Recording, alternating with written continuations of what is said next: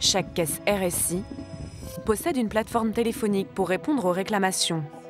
En Île-de-France, le directeur a accepté de me montrer la sienne. Là, vous avez la plateforme téléphonique de la caisse, donc où il y a des opérateurs téléphoniques. La majorité sont des gens qui font que ça, donc c'est le métier. C'est vraiment, en tout cas pour la caisse de Paris, des gens qui sont en CDI.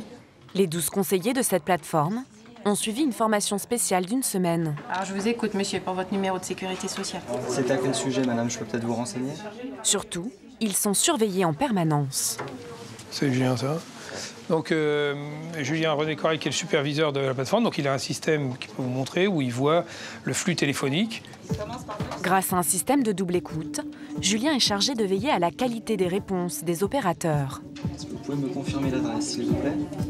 Si jamais il y a quelque chose qui se passe ou une information qui est erronée, ce qui peut arriver, j'interviens directement auprès de la personne en lui disant voilà, de mettre l'assuré en attente et je lui explique ce qu'elle aurait dû dire ou ce qu'il faudrait dire.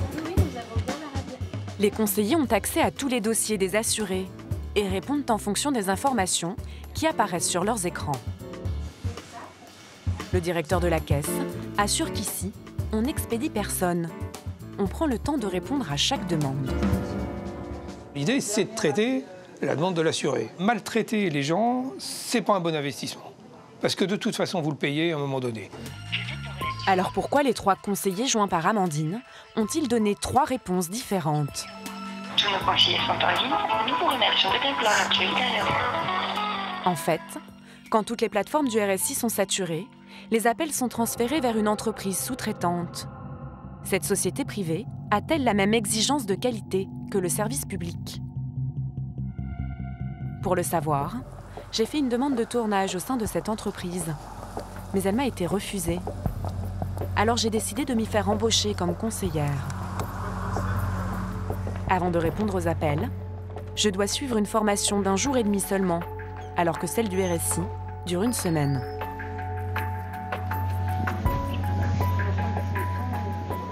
Bonjour à tous. Nous sommes une dizaine à avoir été recrutés, tous de profils différents. Aucun diplôme n'est requis, nous sommes payés au SMIC. Ce matin, ça va être un peu chiant et un peu rébarbatif parce que, on va faire que de la théorie. Et donc nous, en fait, on est le RSI. Le RSI, c'est le régime social des indépendants. Dès les premières minutes, je m'aperçois que la formatrice a de sérieuses lacunes. Est-ce que tout le monde sait ce que c'est que l'URSSAF? L'URSSAF, c'est l'union de... Non, recouvrement. De recouvrement. Moi, je sais plus ce que ça veut dire. Elle nous explique sommairement le fonctionnement du RSI. Mais je me rends compte très vite qu'on nous demande surtout d'être rentable. Le plus important n'est pas de bien répondre, mais de suivre à la lettre la procédure. Schéma d'appel. D'accord? Donc le schéma d'appel, c'est quoi? C'est vous décrochez votre téléphone, nom, prénom, bonjour. Ensuite, vous demandez le numéro de sécurité sociale, enfin, vous dites je vous écoute. Le cotisant vous pose sa question, vous lui répondez et vous personnalisez. Personnaliser, c'est-à-dire répéter son nom. Et donc ensuite, les 2 dernières phrases, ai-je bien répondu à votre question? Celle-là, vous verrez que c'est pas tout le temps très facile de la dire. Et ensuite, la dernière phrase, c'est nous sommes ouverts du lundi au vendredi de 8h à 18h30. Effectivement, cette phrase, Amandine l'a entendue plusieurs fois. Tout à fait, mais n'hésitez pas à revenir vers nous entre 8h et 18h30 du lundi au vendredi. Je suis transmet immédiatement. Et, après, il faut une phrase genre je vous souhaite une bonne journée. Voilà. Excusez-moi, l'appel peut rester combien de temps? La DMC, la durée moyenne de communication, elle est de 3 minutes 30. D'accord. On sait très bien que vous n'arriverez pas à 3 minutes 30 dès le début. Mais à terme, il faut que ce soit 3 minutes 30. Il faut être à 13 appels de l'heure, normalement, parce qu'en fait, on est payé à l'appel qu'on prend. Et donc, C'est rentable. plus on appelle, et plus on est payé. D'accord. Le but, c'est d'être directif. Et surtout pas lui demander s'il a d'autres questions. Non, Voilà, surtout ça, oui. En clair, je vais devoir répondre à un maximum d'appels pour faire gagner de l'argent à l'entreprise. Peu importe la qualité de mes réponses. Et si la personne, elle est très énervée, qu'elle a déjà téléphoné, donc là aussi on l'expédie, Ouais, voilà. on cherche pas. Ouais. Bah, en même temps, qu'est-ce que tu veux lui dire de plus? Bah oui, justement. Mais vous lui dites, nous sommes ouverts de 8h à 18h30 si jamais vous avez d'autres questions. Après la théorie, place à la pratique. La formatrice nous emmène sur la plateforme téléphonique. Elle nous montre brièvement le fonctionnement du logiciel qui nous permet d'accéder à tous les dossiers. Ok, donc là tout le monde est dans coordonnées bancaires. C'est bon pour tout le monde? Difficile de tout intégrer en si peu de temps. Le logiciel est complexe. À demain? À demain. Pourtant, dès le lendemain, je vais devoir répondre à mes premiers appels. Salut, ouais, ça va et vous? Et je ne suis pas la seule à avoir des doutes sur ma capacité à gérer les dossiers. D'attaque? Vous vous sentez d'attaque? On va dire stressé, mais faut voir comment ça se passe sur le téléphone. C'est pas simple, je trouve. Ouais, voilà, c'est le logiciel, il y a trop de trucs dessus. Sur la plateforme, nous sommes une quarantaine de conseillers. Bonjour. Ça va? Oui. Vous vous loguez, ensuite vous prenez les appels et si vous avez des questions, vous m'appelez. Ça marche? D'accord. Il est 9h, donc C'est parti. c'est parti. Ah, et donc là, c'est bon. Et je réponds là. Hein. Ouais. Bonjour. Alors, je vous demande quelques petits instants. Est-ce que je peux avoir votre numéro de sécurité sociale, s'il vous plaît? Mes débuts sont un peu laborieux. Bah, j'arrive pas à vous trouver. Je vais reprendre. On reprend depuis le début. 2. Au bout du fil, la dame commence à s'énerver. Cela fait plusieurs fois qu'elle appelle. Et elle n'apparaît jamais dans le fichier. Alors, je vous trouve pas. Vous allez aller où? Vous m'entendez, madame? Madame? Exaspérée, elle vient de me raccrocher au nez. Allô? Mon voisin, lui, T'as toujours pas passé d'appel? n'est pas en meilleure posture.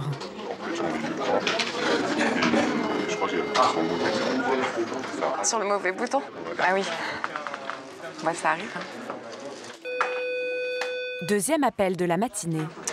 Bonjour, est-ce que je peux avoir votre numéro de sécurité sociale, s'il vous plaît? Très bien, madame. En quoi est-ce que je peux vous aider? Cette fois, c'est une chef d'entreprise qui s'étonne de ne pas avoir reçu d'appel à cotisation. Oui, théoriquement, vous devez le recevoir en octobre, voilà, exact, pour le payer le 4e trimestre. Là, je ne sais pas ce qui a pu se passer. En tout cas, effectivement, je pense que ce serait bien de faire une estimation. Comme je ne trouve pas la réponse dans le dossier, je ne suis pas sûre de ce que j'avance. Mon ton est trop hésitant.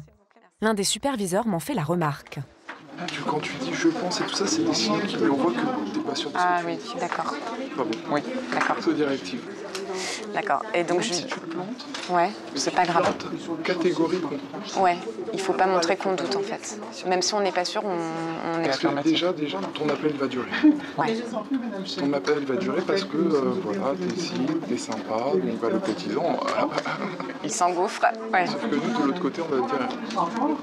Ils vont faire des signaux en disant trop long. D'accord. Donc ne pense pas, sois catégorique quand tu fais. Voilà, c'est juste ça que j'ai.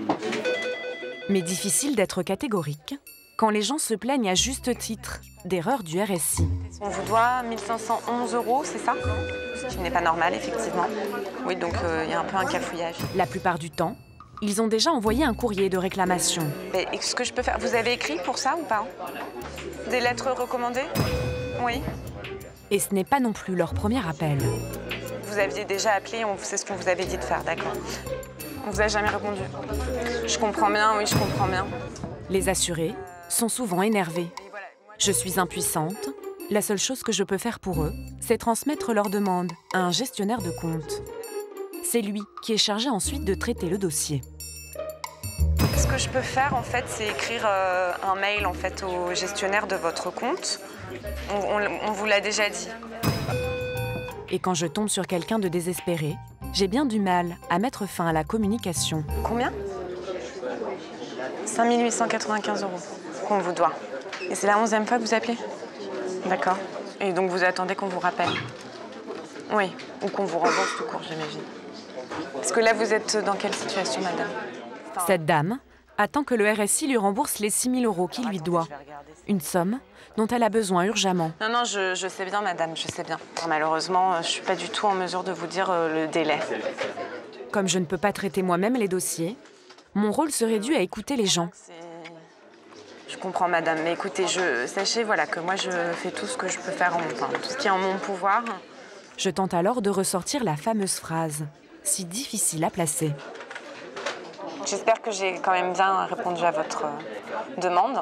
Et si vraiment vous n'avez pas de nouvelles, n'hésitez pas à difficile, me rappeler, car souvent je n'ai aucune réponse à leur donner. Voilà. Au revoir.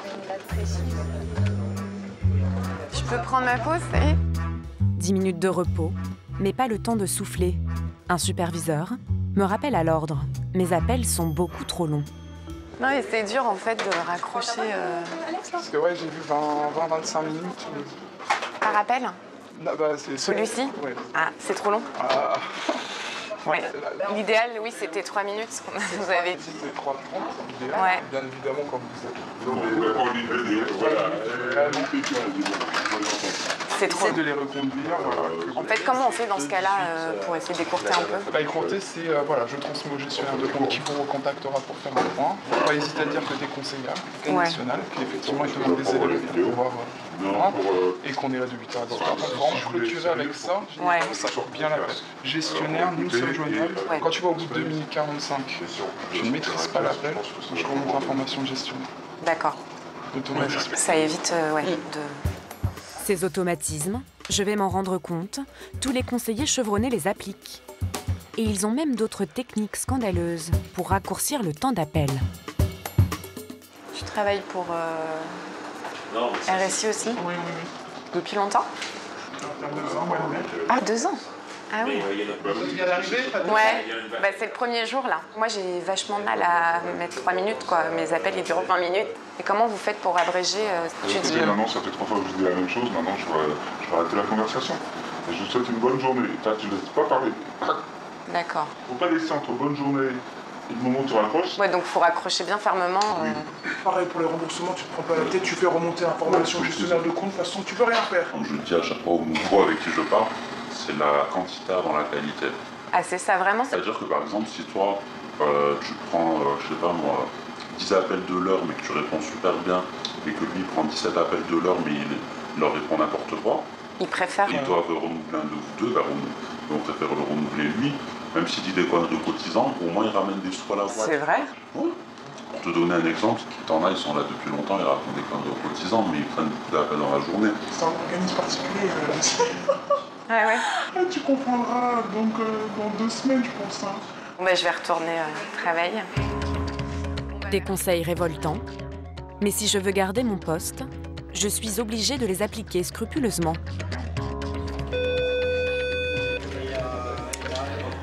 Bonjour, est-ce que je peux avoir votre numéro de sécurité sociale? J'enchaîne les formules clés. J'espère que j'ai bien répondu à votre question, madame. Bonjour, est-ce que je peux avoir votre numéro de sécurité sociale? Donc ça n'avait peut-être pas été pris en compte en fait au niveau envoyer un message. C'est moi, j'espère que j'ai bien bonne journée. Je ne cesse d'envoyer des messages au fameux gestionnaire de compte. Je vais envoyer un message au gestionnaire de votre compte. Qui doit crouler sous les mails. Si vous avez d'autres questions. Merci madame. Mais ces réclamations sont-elles vraiment traitées? Impossible à savoir. 4,55.